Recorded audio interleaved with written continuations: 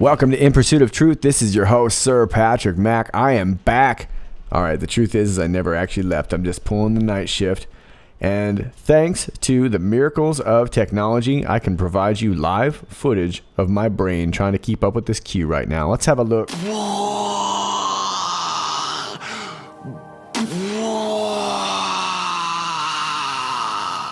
True story. It's science. Let's start with the first post here where I left you off. 29 minutes after the hour of 7 p.m. Eastern Standard Time on August 31st. We get this clip right here from the 2016 movie Snowden, and it's very quick, so listen in or you'll miss it. You mean FISA? Yeah, there's this big-ass rubber stamp, dude. Let's hear it one more time. You mean FISA? Yeah, there's this big-ass rubber stamp, dude. You mean FISA? Yeah, they're just a big-ass rubber stamp, dude. Well, what are we doing with a big-ass rubber stamp spying on our president for? The second link takes us right here, and looky here. This is from February 2018, United States Foreign Intelligence Surveillance Court, the Honorable Rosemary M. Collier, presiding judge, and she's writing this to the Honorable Devin Nunes.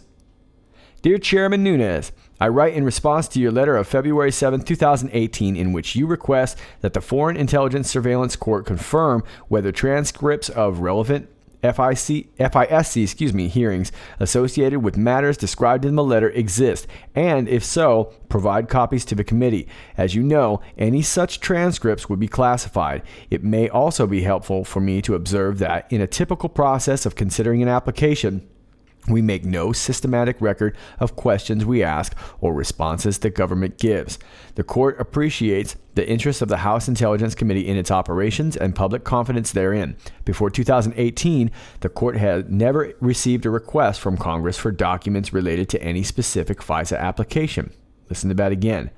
Before 2018, the court had never received a request from Congress for documents related to any specific FISA application. Thus, your requests and others I have recently received from Congress present novel and significant questions. The considerations involve not only prerogatives of the legislative branch, but also interests of the executive branch, including its responsibility for national security and its need to maintain the integrity of any ongoing law enforcement investigations. While this analysis is underway, you may note that the Department of Justice possesses or can easily obtain the same responsive information the court might possess, and because of separation of powers considerations, is better positioned than the court to respond quickly. We have previously made clear to the department, both formally and informally, that we do not object to any decision by the executive branch to convey to Congress any such information. We have asked the executive branch to keep us informed regarding any information considering the FISC that it provides to Congress. If you choose to present your request to the executive branch, we likewise request that you kindly let us know. Sincerely, Rosemary M. Collier, presiding judge. And this is CC'd here to Honorable Adam Schiff, Jeff Sessions, and Christopher Wray. Well, it looks like this Judge Collier is not interested in playing ball and uses this separation of powers to kind of do so. I'm over here on Cornell Law School. It turns out that I'm wrong about the FISA court being the only way of getting this application, and it looks like this is what shows it. This on a 50 U.S. Code 1805 issuance of order seems to suggest that you could get it done by the Attorney General. So is it possible that Aunt Loretta Lynch signed off on this? Now, let me take you over to the marketswork.com, and we're going to cruise down. This is a good article, but I'm going to take you about quarter way down. And according to this Jeff at the Markets Work, he reports the 4 FISA judges are now known with certainty. We previously narrowed down the list. Ann Conway signed a page FISA application or renewal. Either Raymond Dreary or Martin Feldman signed FISA application or renewal. 2 of the following signed application or renewal: Collier, Egan, Kugler, Mosman, Saylor. And then it says here in this tweet here, the 4 FISA judges are Rosemary Collier, Michael Mosman, Ann Conway, Raymond Dreary, in line with what we noted in a listing of participants. So could it be that Rosemary Collier just sort of rubber stamped this whole thing? Then it says the next bit will ultimately prove important. Remember, Judge Rosemary Collier signed the initial FISA application on October 21st, 2016. Collier is the same judge who authorized the damning April 26, 2017 unsealed FISA court ruling.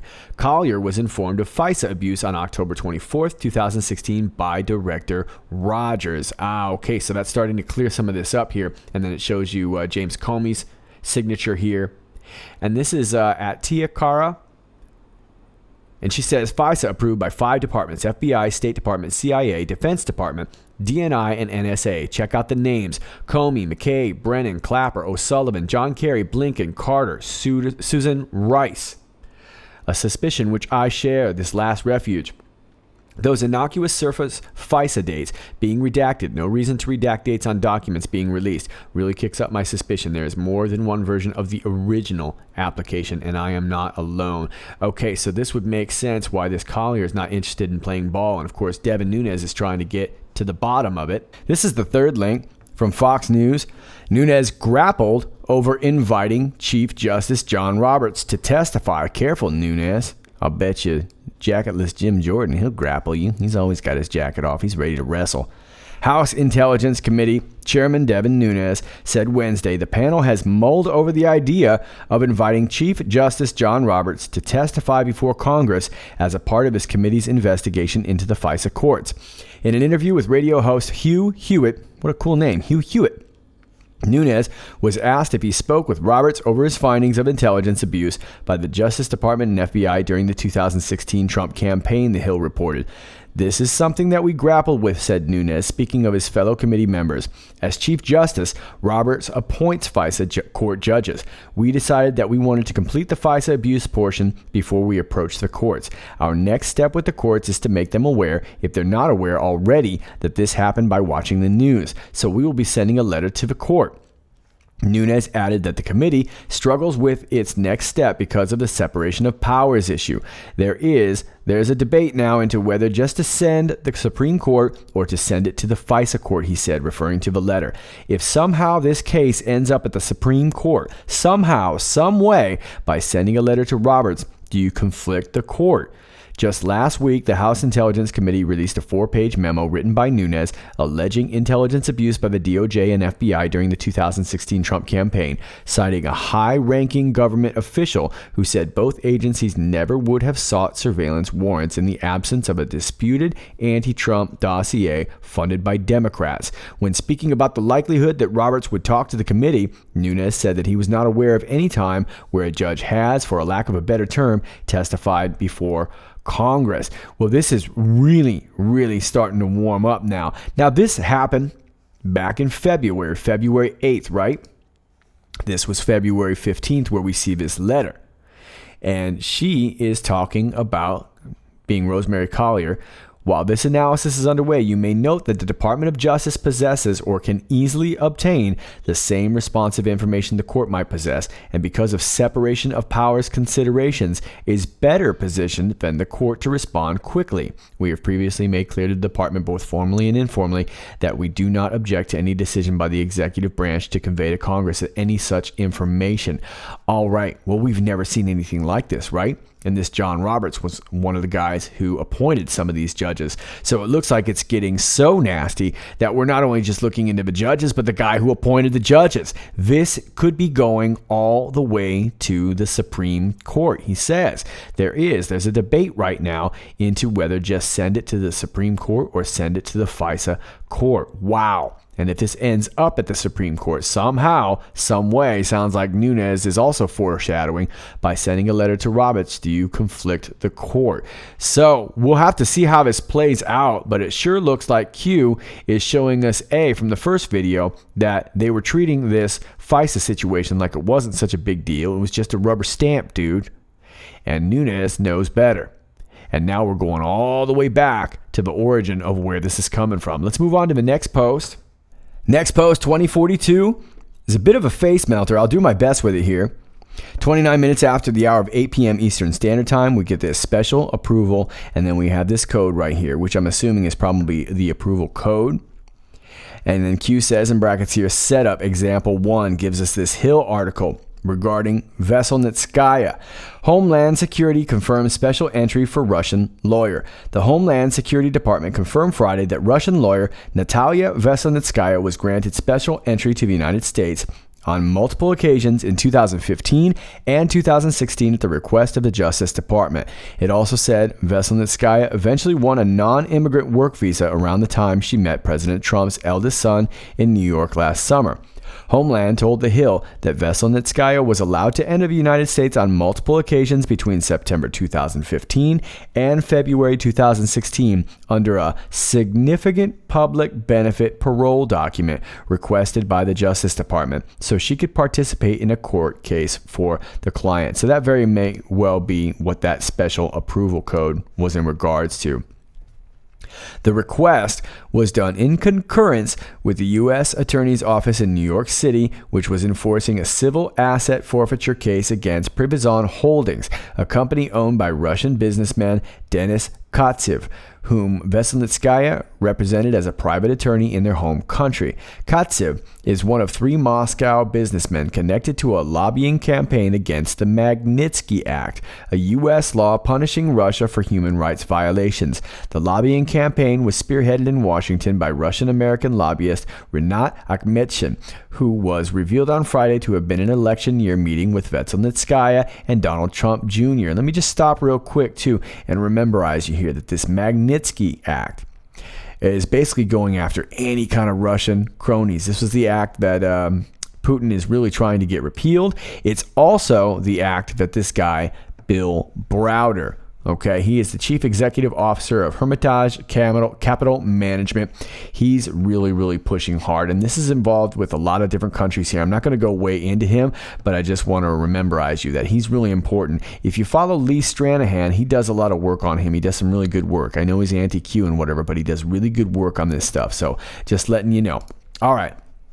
So Homeland statement confirmed court testimony and records cited by The Hill on Wednesday that Veselnitskaya was initially turned down for a visa to enter the United States and required the special immigration parole permission as late as January 2016. So I'm assuming that probably is what that code is. The court records did not indicate how she entered the country after that time. A federal prosecutor in the U.S. Attorney's Office in Manhattan told the court in a hearing in January 2016 that the extraordinary circumstances parole request needed to be approved by Attorney General Loretta Lynch. In October, the government bypassed the normal visa process and gave a type of extraordinary permission to enter the country called immigration parole. Assistant U.S. Attorney Paul Monteleone was quoted in the court transcript as saying, "That's a discretionary act that the statute allows the Attorney General to do in extraordinary circumstances. In this case, we did that so that Mr. Katsev could testify, and we made the further accommodation of allowing his Russian lawyer into the country to assist." Lynch issued a statement Thursday that distanced herself from any government decision to let the Russian lawyer into the country, saying the former Attorney General does not have any personal knowledge of Ms. Veselnitskaya travel. That's important to remember that she kind of denied that. The statement was issued after President Trump suggested Lynch might have been responsible for the Russian lawyer's encounter with his eldest son, Donald Jr., that is now under investigation. So Trump is saying the contrary. Homeland said Veselnitskaya first got her immigration parole letter on September 25, 2015, and it was last used in February 2016. In June 2016, Homeland said Veselnitskaya was granted a B status non-immigrant visa so she could conduct her legal work in the country. Those typically create 6 months of entry permission, but can be extended as long as a year, according to the DHS's website. Now, this is the kicker right here.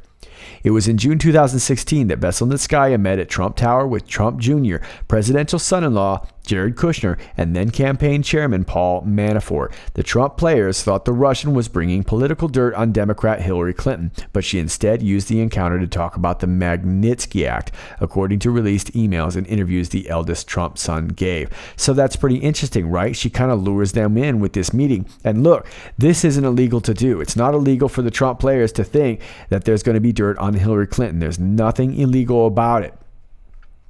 Veselnitskaya then traveled to Washington to continue her efforts to lobby against the anti-Russian law. So that's what she was really going after. She was kind of planting this idea, sets up this meeting, and then all of a sudden goes off on the Magnitsky Act and goes around basically pursuing this. And this is going after anybody that's related to Russia.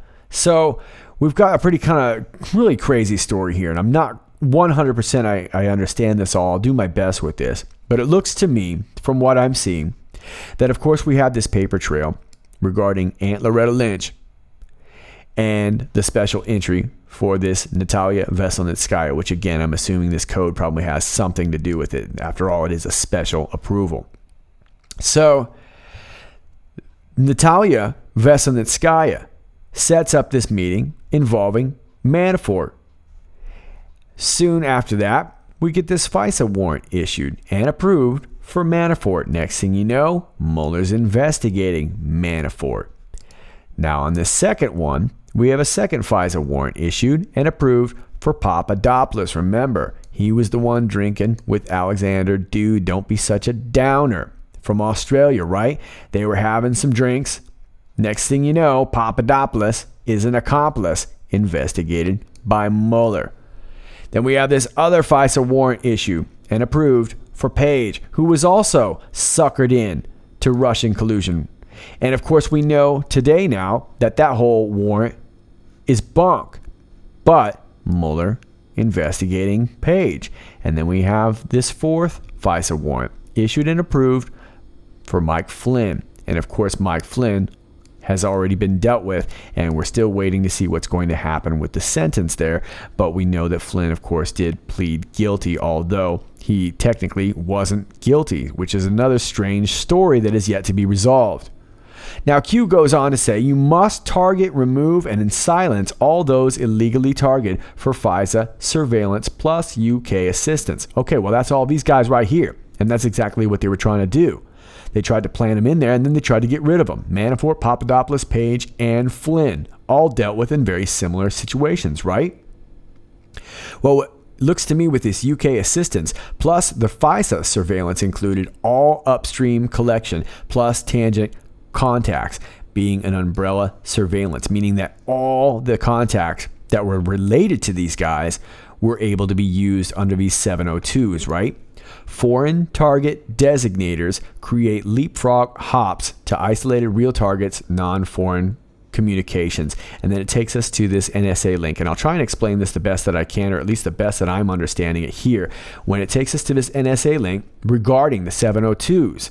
And we're not going to go through this whole thing here, but I want to point out that this 702s is to conduct surveillance on specific foreign targets located outside the United States. All right. Well, that's not Page, Papadopoulos, Manafort, or Flynn, or Trump, is it? So they were using these 702s as kind of a guise. And when you get granted these 702s, it essentially gives you a ton of different comms. Remember, umbrella comms. Let me take you down to this third paragraph here. During the extension period, NSA undertook a broad review of its Section 702 program. Under Section 702, NSA collects internet communications in two ways. Downstream, previously referred to as PRISM. I believe Snowden was talking about PRISM, yeah? And upstream. Under downstream collection, NSA acquires communications to or from a Section 702 selector, such as an email address. Under upstream collection, NSA acquires communications to, from, or about a Section 702 selector. An example of an about email communication is one that includes the targeted email address in the text or body of the email, even though the email is between two persons who are not themselves targets, meaning that you could kind of leapfrog and basically spy on some other people under this. The Independent Privacy and Civil Liberties Oversight Board describes these collection methods in an exhaustive report published in 2014. Okay, well, this right here, this statement was made in April 28, 2017, and it goes on to talk about how they're stopping these certain Section 702. So it looks like they've had to deal with some of this, but this was bunk. Okay, this never should have been done in the first place, and in order to do so, it looks like they were able to do that, or as Q says, create leapfrog hops to isolated real targets. Okay, not the ones that they designated, but the real targets, the ones they were actually trying to spy on, which were non-foreign communications, because they were trying to tie those communications to Russia. And then Q gives us an example here that I don't totally understand, but I do have a feeling that we're going to get some more insight in the coming days. But Q goes on to give us another example. P talks to X. X talks to Y. Y talks to Z. P, X, Y, and Z equals bulk data collection umbrella. Remember, we're talking about umbrella. All these different communications, you get them all in one fell swoop with these 702s. Now, why that Q uses these letters P, X, X, Y, and Y, Z as opposed to A, B, B, C, so on and so forth, I'm not really sure. You can let me know down below if you have a thought about that, but I have a feeling that maybe certain documents will come out and we'll find out specifically why he's using those letters. UK Assist allows for normal FISA law deconstruct. The deconstruct includes D2 spy insert. Now, I'm not really exactly sure what this D2 is. I'm wondering if that means Donald Trump Jr. being Donald II. I'm not sure. But they were trying to spy on him as well, too. And, of course, they were trying to insert spies to make sure that this happened. Deconstruct includes non-FISA warrant, spec ops warrant, spec ops classified, public. So it looks like we have some special operations, probably MI6, involved in this as well, and they were doing some spying too. I'm not exactly sure if I'm catching all this right. I'm pretty loopy and not really caught up on sleep, but that's the best that I can kind of think of right now. But I think basically what Q is pointing out the flowchart in which these FISA warrants were illegally obtained. And of course, we found out today that this one was completely bunk, and Manafort, we found different connections as well too. So it remains to be seen how this is all going to turn out, especially as we start to backtrack towards these judges that were supposed to have issued these FISA warrants in the first place, but we will see how it goes. But Q seems to be showing this as the flowchart. Let's move on for now. Next post, 2043, spooks are spooking. 52 minutes after the hour of 8 p.m. Eastern Standard Time, Q says they want the keys to the kingdom. Now we get 3 links right here, and I'm just going to kind of dance over a couple of these here. This first one is the Chicago Tribune. Postal Service admits ex-CIA officer's personnel file released in human error. And this was just a couple days ago, August 30th. The U.S. Postal Service on Thursday acknowledged that it inappropriately released sensitive personal information about Democrat Abigail Spanberger, a former CIA officer challenging Representative Dave Bratt, Republican out of Virginia, calling it a human error that it will address by changing procedures for public information requests. The Postal Service deeply regrets our mistake in inappropriately releasing Ms. Spanberger's official personnel file to a third party, which occurred because of human error, said a statement released by spokesman David Partenheimer. In the statement, the Postal Service suggested that confidential information involving other people may also have been mistakenly released. We are continuing our review, but believe the issue began in June of 2018 and that only a small number of additional requests for information from personnel files were improperly processed, the agency said. Partenheimer did not respond to calls seeking further information. The admission comes days after Spanberger said the Congressional Leadership Fund, a conservative super PAC aligned with House Speaker Paul Ryan, had obtained sensitive personnel information about her from a questionnaire she submitted to the federal government years ago while seeking security clearance. It backs up the PAC's claim that it obtained the information through an ordinary Freedom of Information request. Spanberger had suggested that it might have been illegally leaked by the Trump administration or by foreign hackers. The information included her social security number, medical history, and other personal information that the government is prohibited from releasing without the consent of the person whose data has been collected. CLF said it obtained a copy of the questionnaire through a FOIA request submitted by America Rising, another political action committee that conducts opposition research on Democratic candidates. It provided a copy of the request and a reply from the Postal Service, which said it was providing Spanberger's personnel file in response. Spanberger worked as a postal inspector, a job that also required security clearance before joining the CIA. So we got this Spanberger, former clown, and she's running for office. How about that? Now, it remains to be seen the legalities of this, but I would assume it looks like they had a FOIA request. I'm not really thrilled about letting people's social security numbers go and things like that, so I'm not exactly sure about the ins and outs of all this, but I want to point this out. Republicans suggested that Spanberger, 39, was trying to distract from the fact that the documents showed she once taught English at Islamic Saudi Academy, a Northern Virginia school that critics have dubbed Terror High because some students later joined Al-Qaeda. Now, if I may, I'm going to take you to the next link, Washington Post, and it goes to talk about a few of these candidates. And if you're voting, you might want to know about these. This is the Daily 202. Ex-CIA officers running for Congress as Democrats. Yeah, well, they don't seem to be running as Republicans, huh? And it starts off with this Abigail Spanberger again. Looks like we have a little more information on this article. Spent 8 years as an operations officer for the CIA, recruiting and developing spies with a focus on counterterrorism. Before joining the agency, she worked in law enforcement for the U.S. Postal Inspection Service, targeting drug dealers and money laundering. In 2014, Spanberger left the agency and moved home to the Richmond suburb of Glen Allen, where she and her husband grew up to raise their 3 kids. The 38-year-old is now challenging Representative Dave Bratt, Republican out of Virginia, the Freedom Caucus leader who toppled then House Majority Leader Eric Cantor in a 2014 primary. There's a lot of concern among people living in our district about where we find ourselves on the international stage, Spanberger said in an interview. I believe very firmly that the United States of America is the world's superpower, and we have a responsibility to be a stabilizing force. Okay, now the second one here is this Elisa Slotkin. The September 11, 2001 attacks happened during Elisa Slotkin's first week living in New York City. She had just started her graduate studies at Columbia University. Because she was fluent in Arabic, the CIA recruited her to be a Middle East analyst and then deployed her to Baghdad. She served 3 tours in Iraq over 5 years. She left to become the director for Iraq policy on the National Security Council, moved on to the State Department, and finally the Pentagon. When Barack Obama left office in January, she was the acting assistant secretary of defense for international security. Now 41, she's moved home to Michigan and is running against GOP Representative Mike Bishop. And then we have this third one, making this a trend story. Jeff Beals, 40, spent 4 years as a CIA intelligence officer after graduating from Harvard in 1998. He moved to the State Department in 2002 and spent 4 years working on, you guessed it, Middle East peace there. Now a high school history teacher in Woodstock, New York, he is one of several Democrats vying to take on GOP Representative John Faso.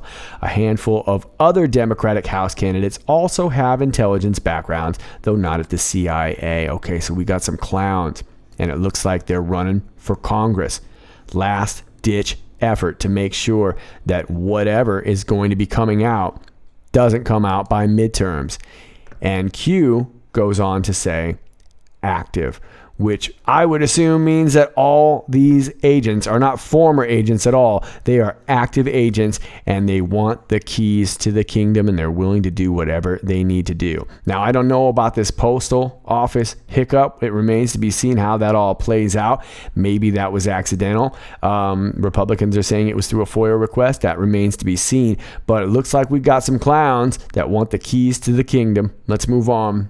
Next post, 2044. 9 minutes after the hour of 9 Eastern Standard Time, we get this awesome picture right here, and it's entitled SE, and as you can see, you got Jeff Sessions back there. Everyone's looking over this way. Meanwhile, Jeff's peering right at us. And of course, the caption says soon. This is one of my favorite new pictures right here. And the title of the picture is SE, which I would assume to be Silent Executioner. Soon, knuckleheads. You don't have to come and confess that you did it. We're looking for you. We gonna find you. I'm letting you know now, so you can run and tell that, homeboy. Post 2045, 56 minutes and 56 seconds after the hour of 9 p.m. We get this, a post from an Anon on 8chan posting an email. We'll look at that in a second. Says, anyone seen this yet?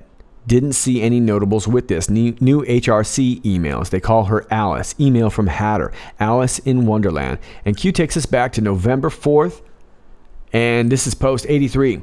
Simplified. Alice in Wonderland, Hilary in Saudi Arabia. References Hillary Clinton in Wonderland by Lewis Carroll. Saudi Arabia, the Bloody Wonderland Q.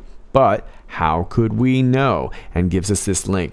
I'm going to cover both these posts here. 2046 is basically just Q adding on and giving us a clear version of this email, which we're going to look at. This link takes us to FOIA .state.gov, and that's how Q knows. These were just posted, looks like on the 30th of August. So we've got a few to go through, and we're going to spend most of our time on this one and a couple others from a Marty Tory. But let's take you back to the post real quick. 83 from back in November. Simplified, Alice and Wonderland, Hilary and Saudi Arabia. So it looks like a lot of these references are in their own emails, and Q has known this all along, way back.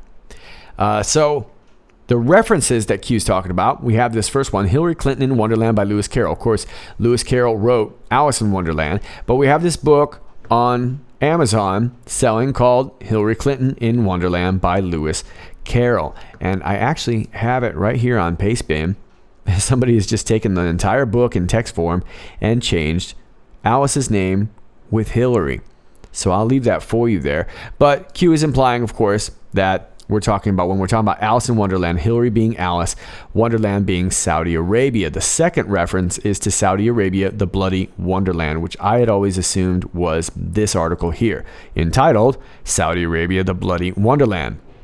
The fact that one of the principal allies of the self-proclaimed champions of democracy is routinely beheading people makes one feel like they're living in Lewis Carroll's surreal wonderland. According to Amnesty International, Saudi Arabia violently executed 79 people in 2013, more than 150 in 2015, and at the beginning of this year, a total of 47 people were beheaded in just one day in Saudi Arabia. So now this article goes on to talk about human rights abuse and things like that. Not necessarily human trafficking, but a lot of human rights abuse. And I think that basically Q is just using those references to, refer us to who Alice in Wonderland is actually talking about. And because of the link, how would they know? Well, they obviously must have known for a long time, right? Because they've known about these emails for a long time. We're just finding out, as of a few days ago, and really as of these posts.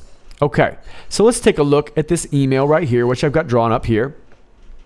And this is from a Marty Tory, and it looks like the address is redacted, to an HDR22 at clintonemail.com. So I'm going to assume that that's Hillary Clinton, right?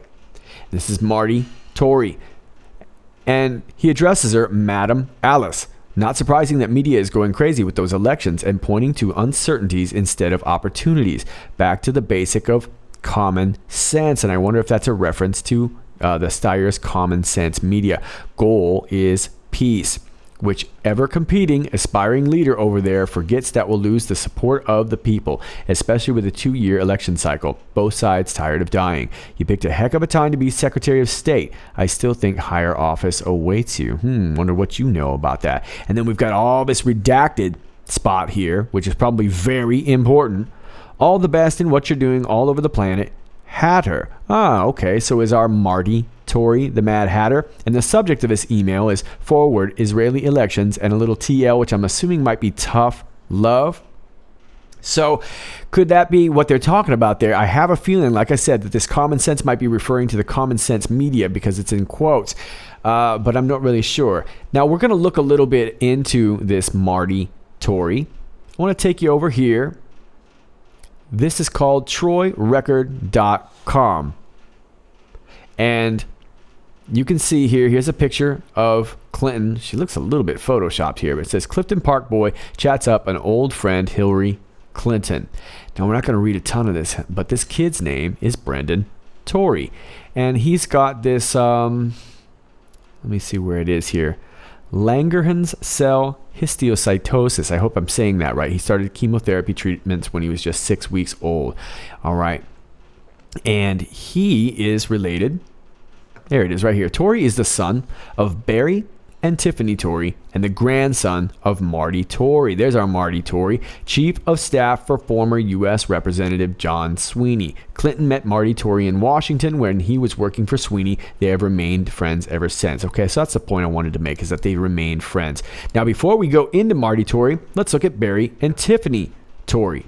Barry Tory is over here on LinkedIn. And forgive me because I'm not a member, so I got this little screen in the window, but I can just read it to you here. It just basically says he's a senior port captain at NYCDOT. Senior port captain, Harbor Ferry Services. Remember, Q is asking us to watch the ports both in California and New York. Well, here's a senior port captain. Now let's look at his wife. And his wife is over here on Professional Mariner. Looks like she knows a thing about ports as well too. USMRC appoints Tiffany Torrey as Director of Grants and Fundraising. And this was March 18th, 2016. So looks like we've got some Tories that are pretty familiar with the ports. Now, let's go on to this next email that I see with Marty Torrey. Again, email redacted. Saying, looks like the same email address here, hdr22@clintonemail.com, and this one's entitled Election Day Frenzy. Let me blow it up a little bit here for you. Sorry, my computer is working slow. As you can see, I got a million tabs up. And this time, he addresses her as A, which I would assume to be Alice. Holy Hatter Hat. My local polling station was packed at 6 a.m. Glad you're not involved in this one. Yikes. But WJC, which I would assume is William Jefferson Clinton, certainly made the rounds, including here in Saratoga County for Scott Murphy. Yet gut tells me Murphy has a problem due to Pelosi ties. Yeah, anybody tied to Pelosi probably has a problem. Safe travels, MH. You got Mad Hatter. Now, we see this other one here to M. Torrey, subject regarding Musharraf. Curiouser. Sounds like an intriguing opportunity. Let me know how it goes. And I hope you and Chris enjoy your time in the land of Alice and the Mad Hatter, which we know now to be Saudi Arabia. All the best from Hanoi. This was dated October 29th, 2010, and Hilary was indeed in Hanoi. October 29th, she was talking about human rights. The subject of this email is Musharraf. And they are talking about Pervez Musharraf, former president of Pakistan, 4-star army general. He ended up leaving to avoid impeachment. He was in exile for a while in London, I believe. He's a real piece of work. We're not going to go way into this guy. He's a Cadillac, let me tell you. Big fan of the Bush family. But let me just take you down to a couple notables here. Musharraf allied with the United States against the Afghan Mujahideen in Afghanistan after the September 11th attacks. A few months after the September 11th attacks, Musharraf gave a speech against extremism.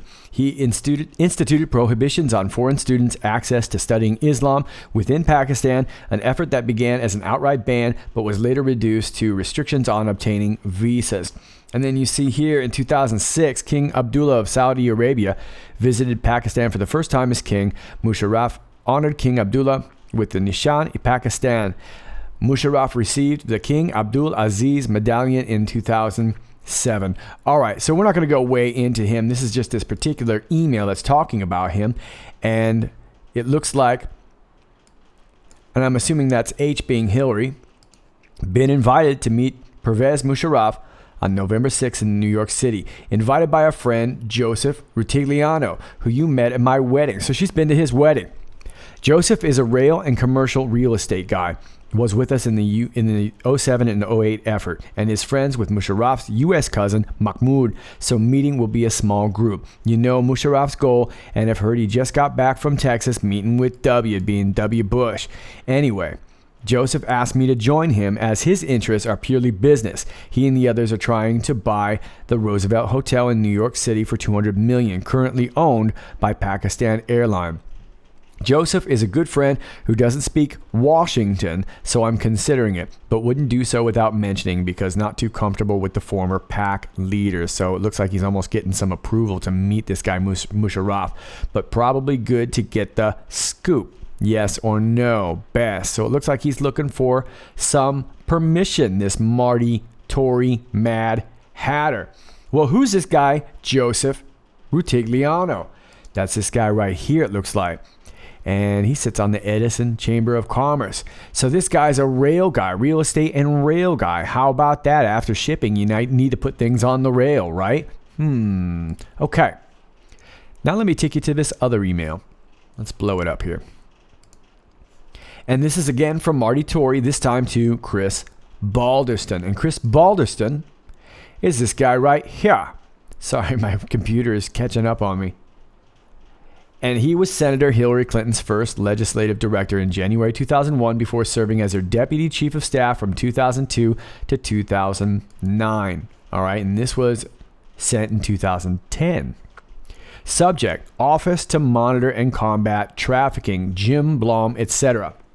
Chris: Background: all this separate from Simon's broader systems potential. James F. Blum, is Dave's former business partner in Alacrity Homeland Group. All right, well, we got to stop right there because we got a few new names here, okay? So Marty's writing Chris, talking about this guy Simon and James Blum. And James Blum is this guy right here. James F. Blum is currently a managing director at Joyent, a leading cloud computing software company headquartered in San Francisco, California. And then it goes on to talk about his responsibilities, blah, blah, blah, blah.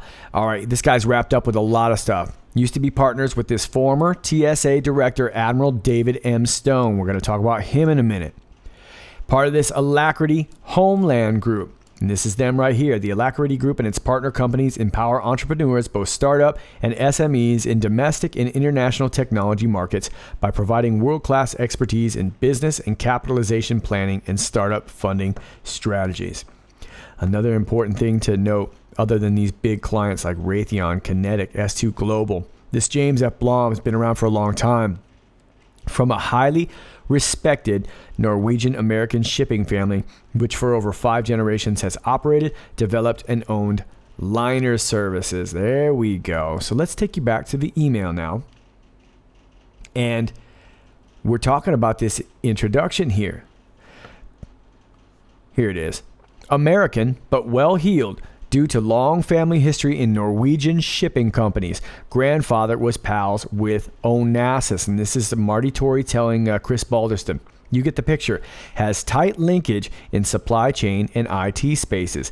Deals in countries like you and I deal with counties/states. Brilliant, resourceful, not prone to hyperbole. Says he can bring the best in the world to this effort based on track record. I believe him. For example, Sidibaka recently met with social networking folks in Silicon Valley. Not sure how that went, but Jim is close friends with the guy who handles Facebook's finances, and said he can get his attention in one phone call. Social networking piece helpful, but probably a more aggressive identify, track, snag, deal with traffickers required. Methods and prioritization necessary. Let's look into. Spoke with Jim about Sidibaka. Connect. We're in. Best. Marty. Okay, so who's this Sidibaka? This is this guy right here. Luis Sidibaka. A lawyer and diplomat, will take lessons from the worker-led campaign for corporate. It's just his little bio here. But it says here, previously he served in the Obama administration as ambassador at large and senior advisor to the Secretary of State on trafficking in persons, and is director of the Department of Justice's Office of Sex Offender Sentencing, Monitoring, Apprehending, Registering, and Tracking. SMART. At the Justice Department from 1993 through 2006, he led the investigation and prosecution of cases involving human trafficking, police brutality, and hate crimes, as well as money laundering, organized crime, and alien smuggling. He's part of this Open Society Foundations. Okay. So, now that we've got the introductions going on, we see another one from H, which I would assume would be either Huma or Hilary, since it's HDR22. I'm assuming that's Hilary. And again, to M. Torrey, email redacted, CCing Chris Balderston regarding Stone Harbor LLC. I'm copying Chris and asking that he connect you with Luis Sidibaka, who's in charge of the office responsible for trafficking in-state, so you can exploring ways of helping. Thanks. All right, now let's talk about this Stone guy.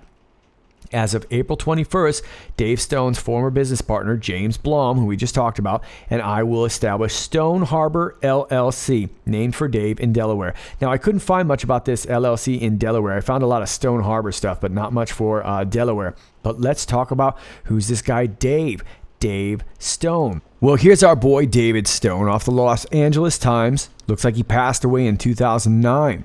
Died at 57, former head of Transportation Security Administration. The retired Navy Rear Admiral also was the first federal security director at Los Angeles International Airport after the September 11th terrorist attacks. Okay, I'm not going to go way into his death, but I do want to mention that I saw, it looks like the Los Angeles Times here said that he died from his home in Bangalore, India. But there was another article that I had read that said he had died in the States. But it says here also the cause of death was not available Wednesday. So you don't know how a Navy Rear Admiral died? A guy that was a former head of Transportation Security Administration? It was just kind of spooky, right? So this is the David M. Stone that's partnered with this guy, James F. Blum, or was partnered with him, from a Norwegian-American shipping family. Now, good time to remind you, back in 2015, there was a massive pedophile bust in Norway. And as a result of that bust, there was one particular organization that lost a lot of funding from Norway.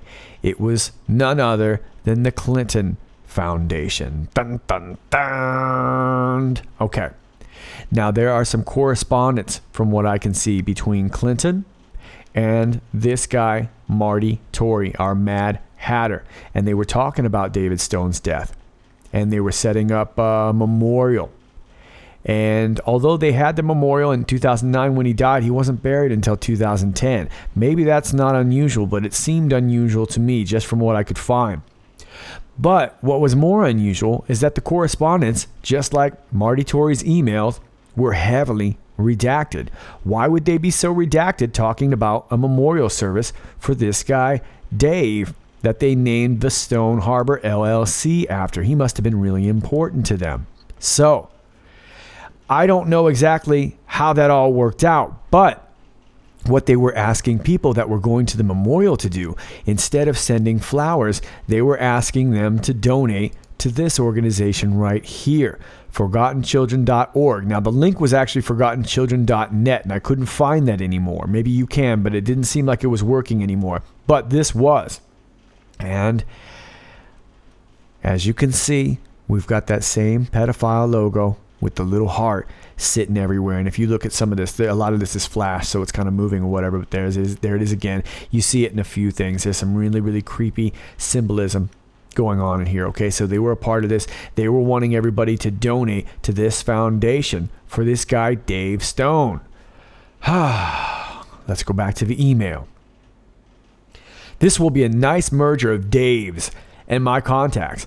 Apart from the ongoing vetting of Simon Stringer's multi-purpose software, I'm having a hard time reading today, tired, at several levels, I am keen to help in the human trafficking effort. I have been in touch with Sharon Magarian, keeping Chris B informed in seeking the status of that effort, as I am quite sure the combo of David's former contacts and mine can help. Jim Blum has already spoken to several Oracle Corp and his friends in Silicon Valley, and they are motivated. I'll bet they are motivated. Work is work, but the human trafficking issue seems like the right thing to do. All the very best, Marty. Okay, well, we've got one more name here. This guy, Simon Stringer. Well, I found him over here. He's part of this Oxford Machine Intelligence Limited, which oddly enough has a very similar logo as the Edison Chamber of Commerce. Of course, it's just a light bulb, but I don't know, just saying. Here he is, Dr. Simon Stringer. He leads the team.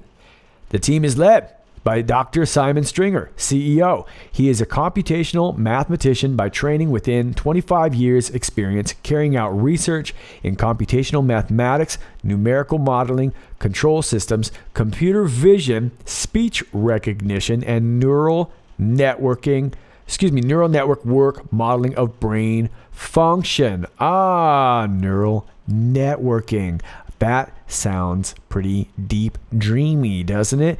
Yeah, we're talking about neural networks. We're talking about AI. We're talking about some really, really creepy, deep state speech recognition, probably facial recognition.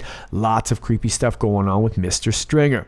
Now, I know I'm starting to dig here, but I'm running on fumes, so I got to run with where my brain's going here. I'm over here on the Oxford website. Cognitive Development in Infancy. And this thing's called Baby Lab. Is it me or does that just sound a little bit creepy? Baby Lab. Okay. So, if I'm understanding this correct, could it be possible that we may have connections like, say, Marty Tory, Chris Balderson, and these guys go around and they make connections, and they go to parties and they introduce people to people. And so guys like this go out and find guys like Luis Sidabaca. And these guys have a lot of experience with sex offenders and human trafficking and all that stuff. And could it be possible that that's where They go to these places and get these kids that are either dealing with displacement because of natural disaster or whatnot, and they end up in these places, and they take them and they ship them all over the world for whatever means, with guys like James Blom, who runs these Norwegian American shipping lines, as well as guys like David Stone.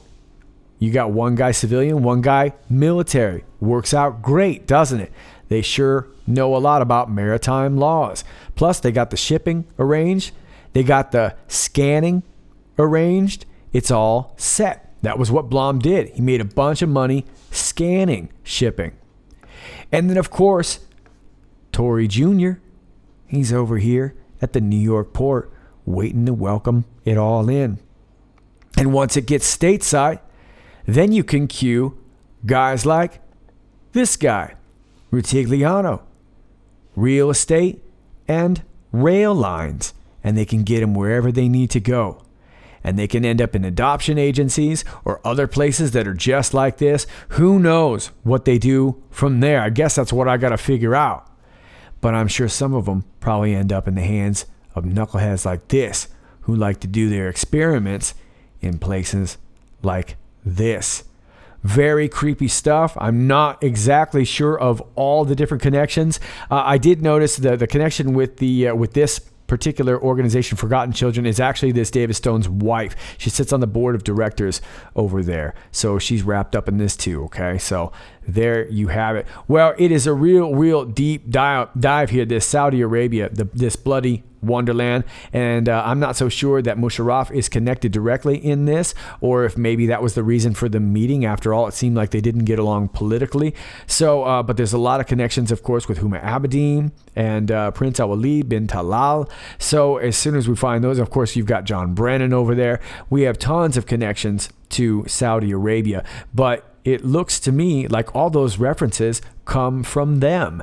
And that's why Q is basically taunting them with all this Follow the White Rabbit stuff and the Alice in Wonderland references and things like that. It must be driving her nuts. But this is a deep dive, and hopefully that at least gets you started. I know I didn't get into Saudi Arabia much, but let's move on. Post 2047, 2 minutes after the hour of 10 p.m. Eastern Standard Time on August 31st.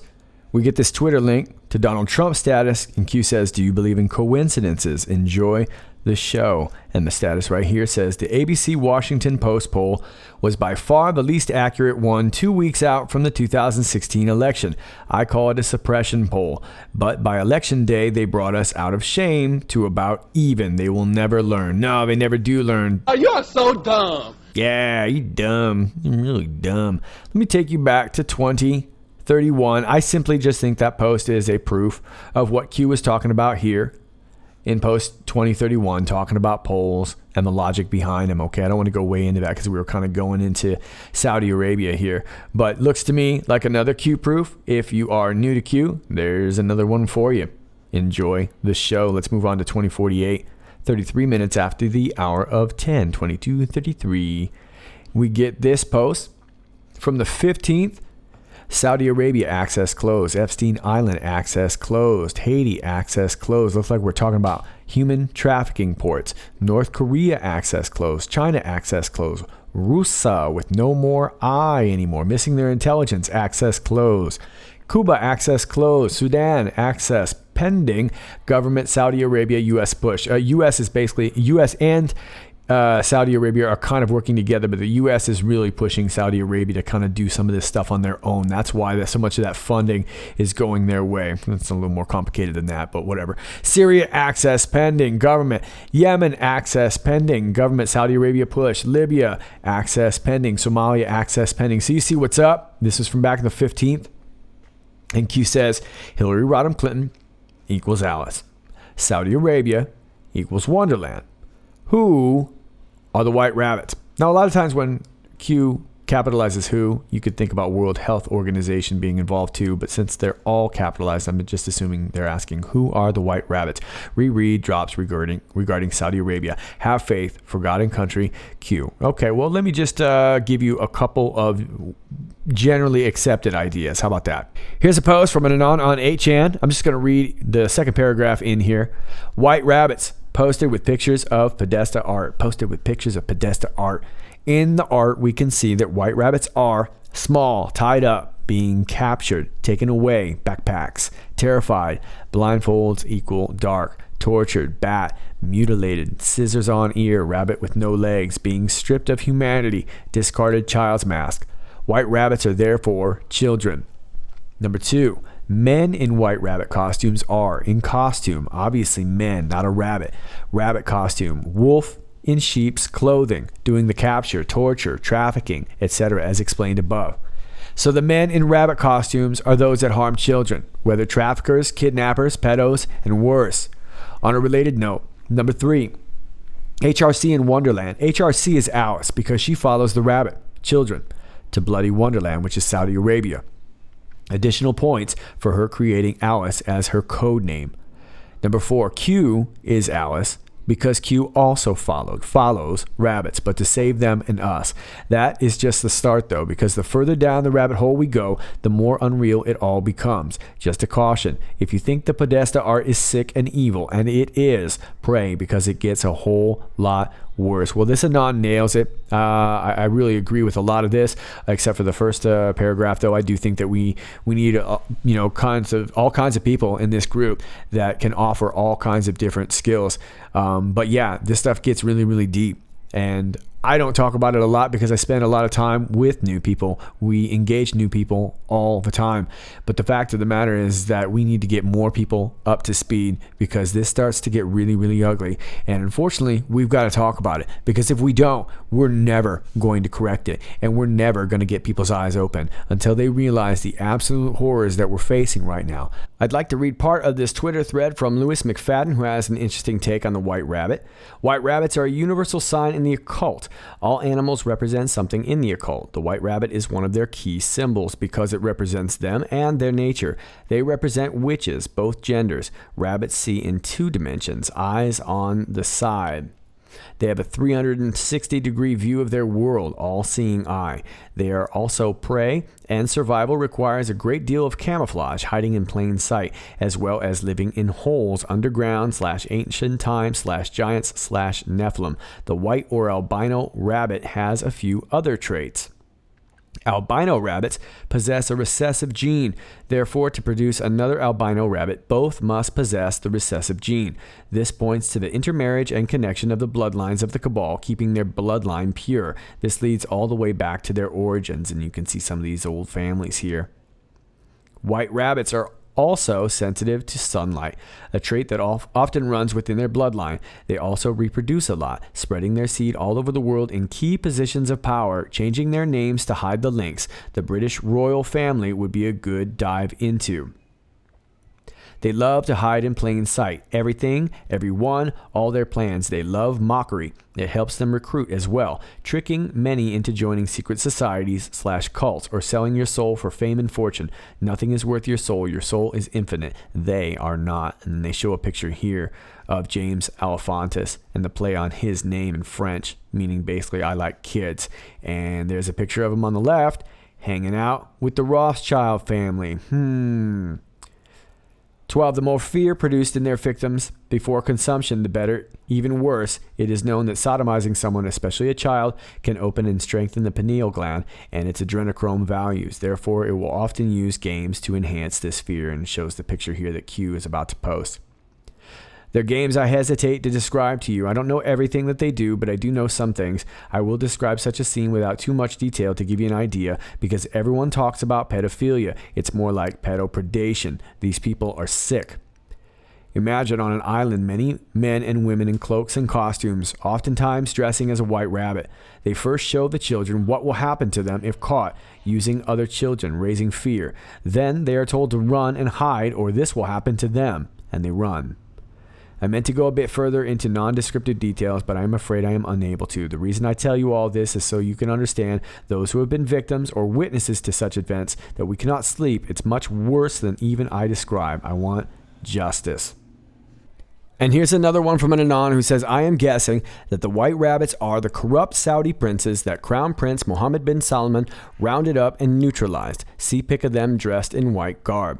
Trump's first overseas trip was to visit Saudi Arabia, where he was welcomed by the sword dance, a symbol of preparing to go to war. But who were Trump and MBS going to war with? With the family at the top of the pyramid, which controlled the crooked princes. We know the Saudis have the most wealth of all the legs of the triangle, but we know that they were not in control. If Soros answered to P, the Pesuras, I assume that the crooked Saudis did too. During the Pesuras investigations a few days ago, it was discovered that the P's developed the Mideast oil production and thus controlled all the oil via a fractional banking system, which really put most of the money back into the banks owned by the Pesuras. So one of Trump's first acts was to work with the new Crown Prince King to cut the strings, stop the flow of money to the Pesuras and crooked Sauds.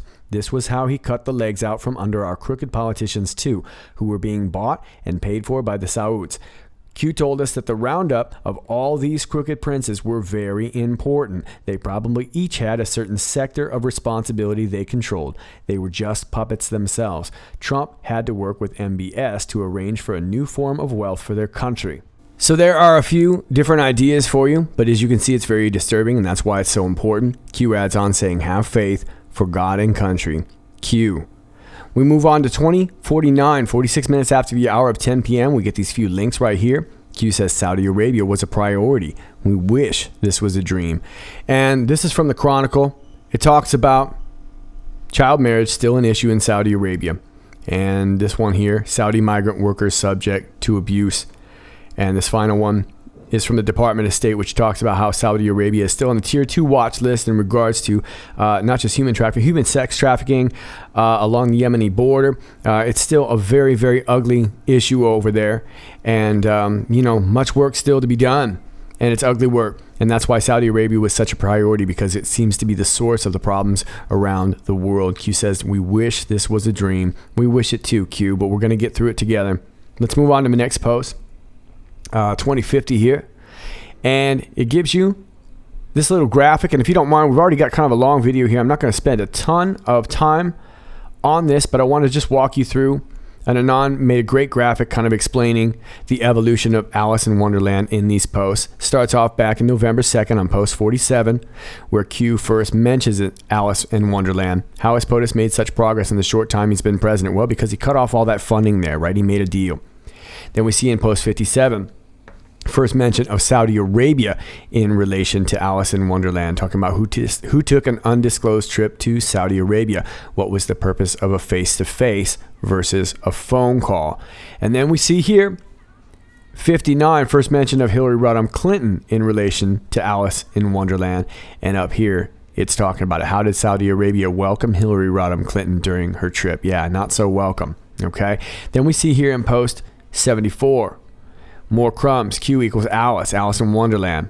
And so on and so forth. Q kind of breaks it down. Post 75, Alice in Wonderland. Alice, Lewis Carroll, the bloody Wonderland equals. So Q was kind of prodding us. And back then, Q was being a lot more cryptic. So that was kind of why it was working out that way. Q is not really that way anymore.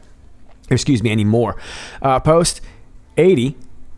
Now we see it again. Let's start with Alice in Wonderland. Hillary Clinton in Wonderland by Lewis Carroll. So you can see that Q is kind of getting more and more bold as time went on. Post 83, simplified. Alice in Wonderland, Hillary in Saudi Arabia. And then we see here in post 87, November 5th. My signatures all reference upcoming events about to drop if this hasn't been caught on. Snow White, Godfather 3, Q. Q used the signature of Alice in Wonderland to signal the events of President Trump going to Saudi Arabia to reset the alliance and relationship with Saudi Arabia formed under Hillary Clinton and Barack Obama and the high levels of corruption associated. Reread crumbs where we go on we all. All right, well, thank you very much for that. And then we get these pictures here, which are rather disturbing. And you've probably already seen them. Look, I don't know who could ever enjoy something like this, who could ever get a sense of peace looking at that. Pass drops, important to frame context. These people need to all be eliminated. Those who know cannot sleep. Okay, well, this is super, super creepy, and it looks like it belongs to this Alex Podesta. And as you can see by this main picture, we got another rabbit and a horse that's tied really tight into a wagon. So, you know, I don't know what else to say. And this Alex Podesta is related to the Podesta family. I don't think his name's Alex. I think it's Alfred or something. But this is his art name or whatever. But look, the only people that I know that enjoy this artwork seem to be the Podestas. Tony seems to enjoy it. John seems to enjoy it. Alex seems to enjoy it. They all seem to like this really, really creepy stuff. So I don't want to go way into this because I don't like to give it a whole lot of attention. But here you can see the white rabbit, stuff in action. And it's definitely disturbing. Very disturbing indeed. Pass drops, important to frame context.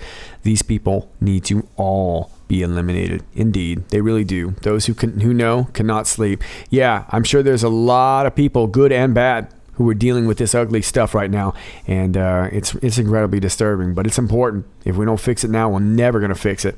Let's move on to post 2051.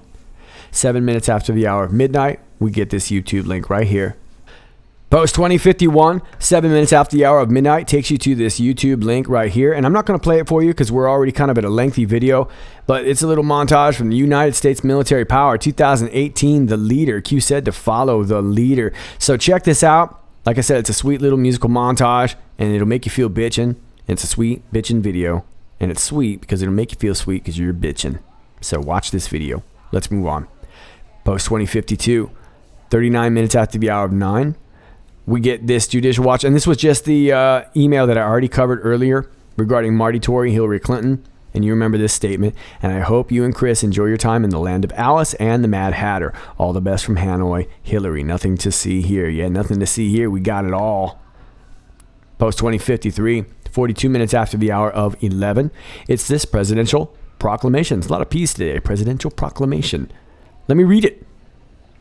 National Preparedness Month is a time to focus our attention on the importance of preparing our families, homes, businesses, and communities for disasters that threaten our lives, property, and homeland. During this time, we also honor the brave men and women who selflessly respond to crises and disasters, rendering aid to those in need. These first responders who work tirelessly to safeguard our nation and protect our citizens deserve our utmost gratitude and appreciation. Over the past year, communities nationwide and across the territories have witnessed and endured damage from multiple hurricanes, wildfires, tornadoes, floods, volcanic eruptions, and other natural disasters. The historic hurricane season of 2017 included 3 catastrophic storms that made landfall within a month and was followed by a destructive series of wildfires in California. Combined, these natural disasters affected 47 million people, and tens of thousands were mobilized to provide aid, comfort, and assistance. We are also especially mindful of those currently affected by ongoing wildfires in California, Oregon, and Colorado. In spite of tremendous challenges, the resilience of the American people continues to prevail. Tragedies are somber reminders that preparedness is a shared responsibility and that it is critical to maintain readiness. All Americans can prepare for potential disasters by developing and practicing a family emergency response plan, assembling a disaster supply kit, signing up for alerts on mobile devices, setting aside emergency savings, and maintaining adequate insurance policies for their homes and businesses. The Federal Emergency Management Agency's Ready campaign outlines other important steps to best prepare for a major disaster. This month, I encourage all Americans to take the opportunity to ensure they have an emergency response plan in place and ready to be properly executed. Emergencies and disasters test the resilience and strength of families, communities, and our nation. It is impossible to avoid every challenge and threat, but we can and must prepare for them. By doing so, we can help protect our communities and save lives. Now, therefore, I, Donald J. Trump, President of the United States of America, by virtue of the authority vested in me by the Constitution and the laws of the United States, do hereby proclaim September 2018 as National Preparedness Month. I encourage all Americans, including federal, state, and local officials, to to take action to be prepared for disaster or emergency by making and practicing their emergency response plans. Each step we take to become better prepared makes a real difference in how our families and communities will respond and persevere when faced with the unexpected. In witness whereof, I have hereunto set my hand this 31st day of August in the year of our Lord 2018 and of the independence of the United States of America, the 243rd, Donald J. Trump. Pretty big words right there. And it sounds like some pretty big foreshadowing. So stay safe out there, fellow Americans. Hang in there. We're in for another big wave. And I have a feeling it's going to be a real big one. Hopefully, it'll be the last big one. But we shall see. But big enough for Donald Trump to call this National Preparedness Month. You can tell how tired I am. I can't say preparedness. All right, well, be prepared. Be full of preparedness. Let's move on. Post 2054. We get this post from the CIA. This is 56 minutes after the hour of 11. So, who is a CIA agent? Our operation officers recruit well-placed human agent with access to secrets. These recruited spies are agents. Agents/spies are invaluable. They provide critical information about their country to help America. Next post, myth. All CIA officers recruit and handle agents. Fact, only some officers recruit and handle agents, which is the job of an operations officer. The number of employees at CIA is classified, but the variety of careers here is similar to major corporations. And then we get this one here. CIA officers work as scientists, support staff, engineers, economics, linguists, mathematicians, secretaries, accountants, inventors, cartographers, architects, psychologists, police officers, editors, graphic designers, auto mechanics, historian, museum curators, and more. And I think the point Q is trying to make is that this is the whole family right here. They are wrapped up everywhere you look. We're looking at clowns, and that's why this is taking so long. But we're winning, and we're slowly flushing out the clowns. It also kind of looks like it might be a veiled threat as well, too. The CIA reminding the white hats that we are everywhere and we're ready to brawl. So hang in there and be full of preparedness. Let's move on to 2055. 37 minutes after the hour, 2 p.m., Q says it must be hard to communicate.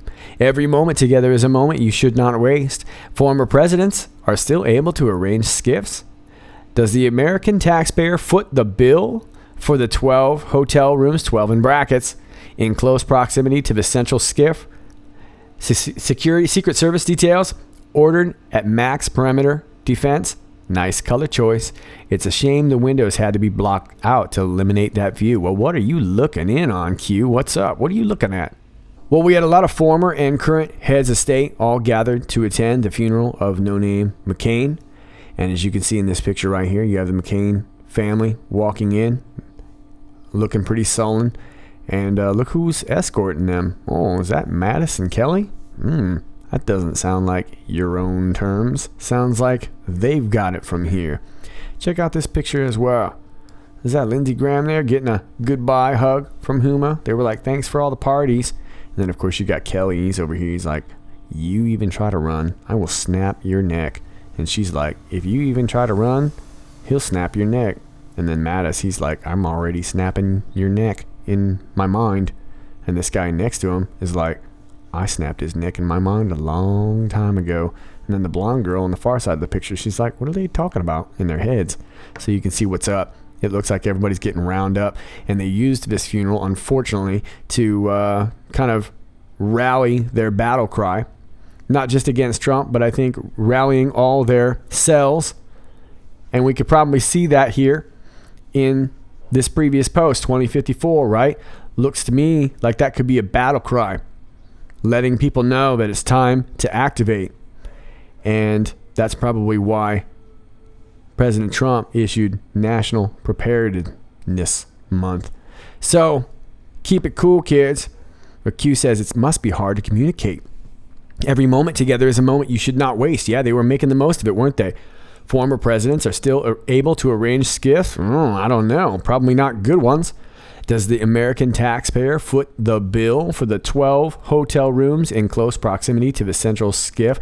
So was Obama with his renovated new place. Did he build himself a little skiff in there? Was that taxpayers' money? Did you put everybody up in some 12 hotel rooms? Make yourself a nice little secret ninja lair. Secret Service detailed order at max perimeter defense. Sounds like you're panicking when it sounds like Q knows exactly where you are. Nice color choice. Yeah, I like the renovation. Like what you've done with the place. It's a shame the windows had to be blocked out to eliminate that view. Okay, well, I think you see where Q's going there. Q is saying we see everything that you're doing, and everything is in our hands right now, and there's a whole bunch of winning going on. All right, ladies and gentlemen, those were your Q posts. That was probably the most exhausting run of Q posts I've ever done. I slept briefly somewhere in between this video, and it probably shows somewhere, but hey, we got it done. Hopefully that will help you a little bit in your search. As always, if you like this video, please click like, share, and subscribe. And if you're new to my channel, please understand that YouTube will unsubscribe you from time to time. So please just keep checking back, either searching IPOT or In Pursuit of Truth. And that's all I got for you. All right, links to my Gab, my BitChute, Real.Video, and all that good stuff. My Patreon link, my Twitter, all of it's down below in the video description. My email, all that good stuff down below in the video description. That is all your Q for today, and until next time, stay optimistic.